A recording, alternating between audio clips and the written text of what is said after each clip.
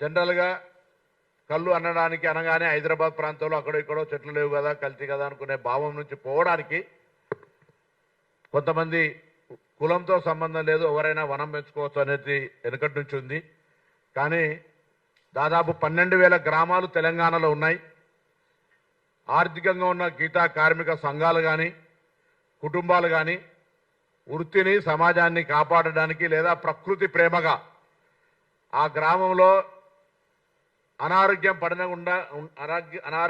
బారిన పడకుండా ఉండాలంటే ఈ ప్రకృతి వైద్యంగా ఉండబడేటువంటి ఈ ద్రవం కళ్ళు నీర తాటి ఈత ఏదైనా తాగినా కళ్ళుతో పాటుగా తాటి ముంజలు తిన్నా ఈత పండ్లు తిన్నా నాకు తెలిసి ఇక్కడ ఈత చెట్టు చిన్న సైజు ఉన్నప్పుడు అలాగే గుజ్జలుతుంది.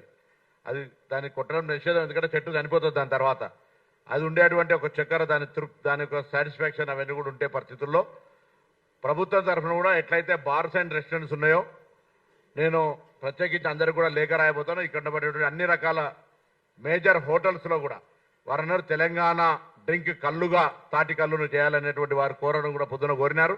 తప్పకుండా డిస్కషన్ చేసే ప్రయత్నం చేస్తాం. ప్రభుత్వంలో ఒక గౌడుగా రాజకీయాలు లేదా మంత్రిగా వీటన్నిటికంటే ఎక్కువ గీతా కార్మికులకు సంబంధించి లేదా సమాజంలో అందరికీ ఆరోగ్యానికి ఉపయోగపడేటువంటి పానీయంగా దీన్ని భవిష్యత్తులో ప్రజలకు అవగాహన కలిగించి దీని అనేక ఔషధ గుణాలు ఉన్నాయి, వైద్యానికి ఉపయోగపడే రకమైనటువంటి గుణాలు ఉన్నాయి, ప్రకృతి రీత్యంగా దొరికేటువంటిది. ఇక్కడ ఈరోజు గ్రామీణ ప్రాంతాల్లో చాలామంది మీరు పెద్ద పెద్ద మనుషులు తీసుకుంటే 80-90 ఏళ్ళు వచ్చినా వాళ్ళు గట్టిగా స్ట్రాంగ్ ఉండడానికి ప్రతిరోజు నిత్యం వాళ్ళు కళ్ళు తాగి ఉండడం వల్ల అనేటువంటి అనేకమైనటువంటి సైంటిఫిక్ ఆధారాలు ఉన్నాయి.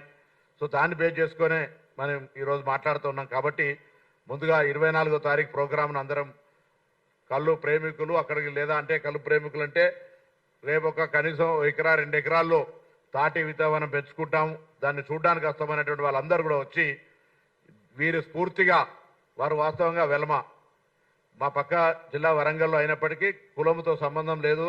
ఈ వృత్తిపరంగా ఇక్కడ ఉండబడేటువంటి ప్రకృతి పానీయానికి నేను చిన్నప్పటి నుంచి తాగి పెరిగినా అని ధైర్యంగా చెప్పగలుగుతున్నటువంటి సందర్భంలో ఒక మోడల్గా చూపెట్టే ప్రయత్నం చేస్తూ ఉన్నప్పుడు తెలంగాణ వ్యాప్తంగా 12,000 గ్రామాల్లో ఉన్నటువంటి ఆర్థికంగా లేదా కొంత వెసులుబాటు కలిగిన వాళ్ళు భూమి ఉన్న వాళ్ళు తాటి ఈత వనాలను పెంచితే మిగతా ఏ చెట్టు పెట్టిన దానికంటే ఇంతకుముందు వారు చెప్పినట్టుగా ఆదాయ మార్గంతో పాటుగా ఆ చెట్టు నుండి వచ్చేటువంటి ఈతకు సంబంధించినటువంటి ప్రతి వస్తువు తాటికి సంబంధించిన ప్రతి వస్తువు కూడా మరి దాని అనుబంధ రకాల పరిశ్రమలకో లేదా వాల్యూ అడిషన్కో ఉపయోగపడుతుంది. ఏది కూడా వేస్ట్గా పారేసేది ఏమి లేదు అందులో.